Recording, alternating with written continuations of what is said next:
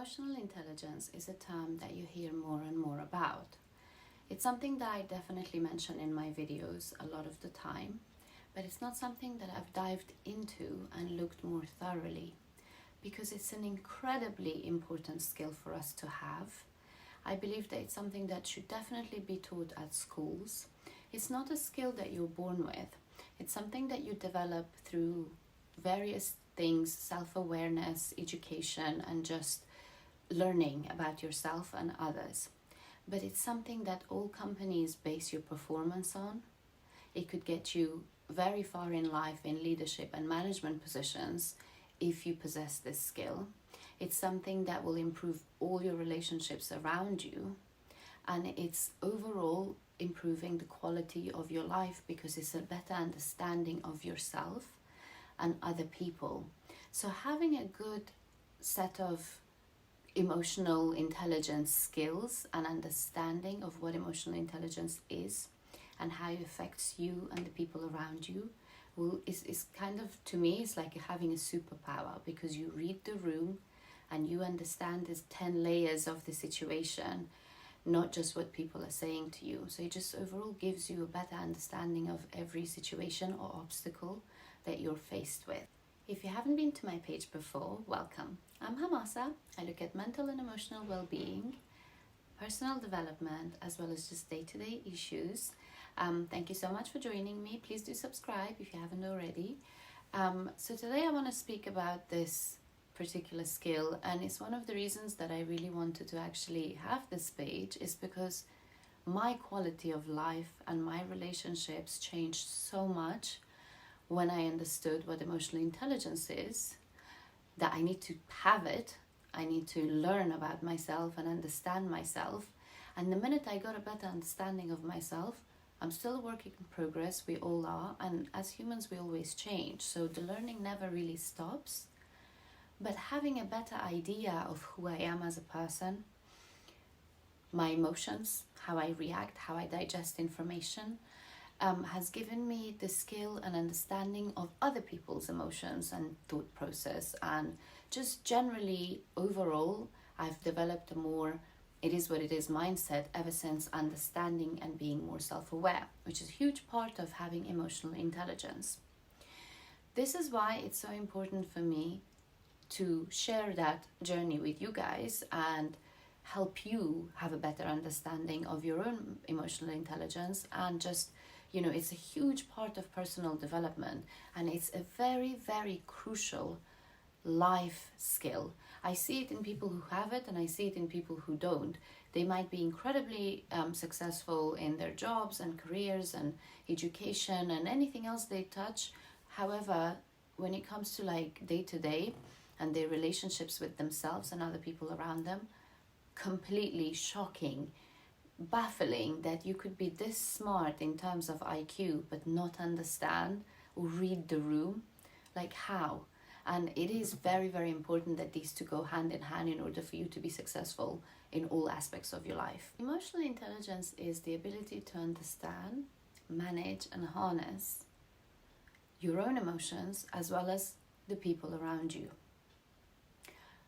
And once you have that skill down, I can assure you it will improve your relationships in all aspects of your life, not just your private ones, but the ones at work as well.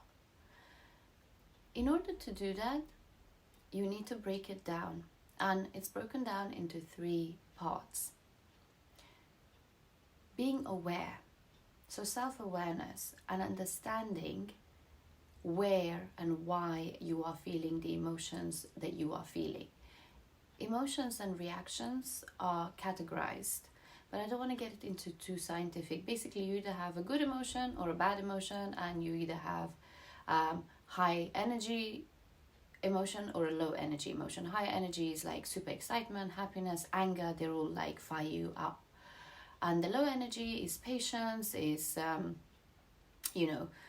content and other emotions. For you to be able to understand what each emotion means, differentiate between them and not just put it to happy and sad, and understand where they're coming from, what they're stemming from, being aware of them, what stirs this up, your physiological state that changes. So some, like when I get angry, like if I get sweaty palms, do I sweat, do I shake, am I like, can I see myself fidgeting, like am I jittery?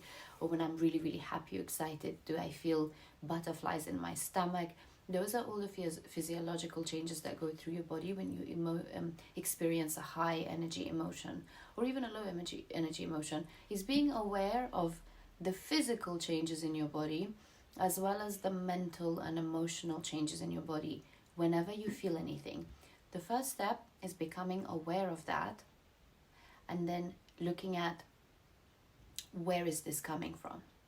Why? How? Where? Questioning and dissecting and breaking it down and getting to the root of it and understanding what each emotion means for you. So when you have a better understanding of your own emotional state, you can then identify different emotions that you associate with different things. And all of these are part of self-awareness and having a better understanding of yourself. When you have such an understanding of yourself and how you feel, it's easy for you to then see that in other people when they react or behave in certain ways, and you don't take things as personally or as seriously or as damaging to you, because it doesn't, you have the ability and the intelligence to understand that these emotions come from somewhere else and that they're also doing what you're doing, and it's just a human interaction reaction. So it just generally overall helps you being aware. The second part to this is understanding and harnessing those emotions and using them in a good, positive way. Every emotion is to teach us something, and they're there for a reason. They have a purpose. So even if things anger you, then you need to see why they anger you, where is that coming from, and how you can use that energy for a positive.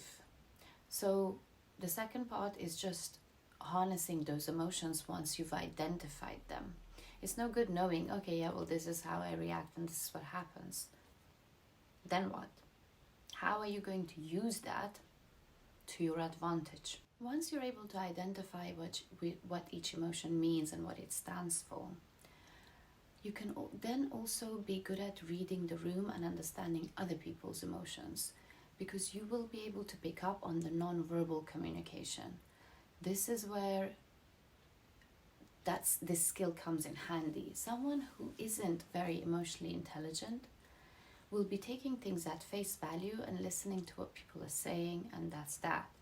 People who possess emotional intelligence then understand and read between the lines. You know, do you give away your emotions with your body language and facial expressions? And if that's something that you do, you definitely need to be able to harness that and understand that it's something that you need to work on. At the same time, you're very easily able to pick up and be attuned to other people's nonverbal communication, body language, facial expression, which makes you understand people in their true self, because that's something that they don't have control over, is their subconscious mind displaying certain reactions and things that they may not necessarily be able to verbalize or want to say to you. So when you have the skill, especially when it comes to the workplace, as management, it'll really help you, because you are constantly dealing with people and people come with emotions. And if you can read these people's emotions and things that they don't say, then you are one step ahead. So this is what I mean by understanding and regulating your own emotional reactions and feelings, but also understanding other people's.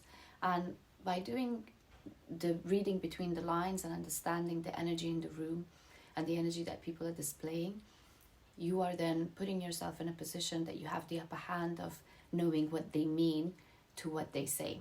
And another way to figure people out or understand where they're coming from is actually asking thoughtful questions like, what made you come to that decision? How did you get there? Why did you feel that this was the best way forward? What's your thinking behind it? And if you understand someone's thinking patterns and how they view situations, it gives you a better understanding of them and why they do the things they do. Possessing this skill also puts you ahead of the game when it comes to your personal relationships, because when it comes to discussing things with your partner, if you could read between the lines of what they're actually saying and understand the feelings behind it, it will save a lot of misunderstanding between you guys.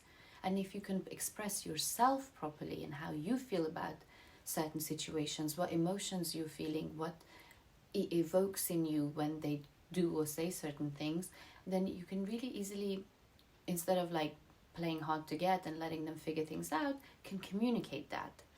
So understanding the skill and using it in the right way, becoming self-aware of your own emotions, understanding how to harness that, manage it, and then manage other people's, really puts you ahead of the game in any situation. This is why I believe that it's so important for us to possess this skill and master it. And the more we educate ourselves on it, the more we'll have an understanding of ourselves and the people around us. I hope you found this video helpful. If you have, please do subscribe to my page. Please like and comment on this and share it with someone who may need it. And I'll see you guys here again next week. Thank you so much for watching. Mwah.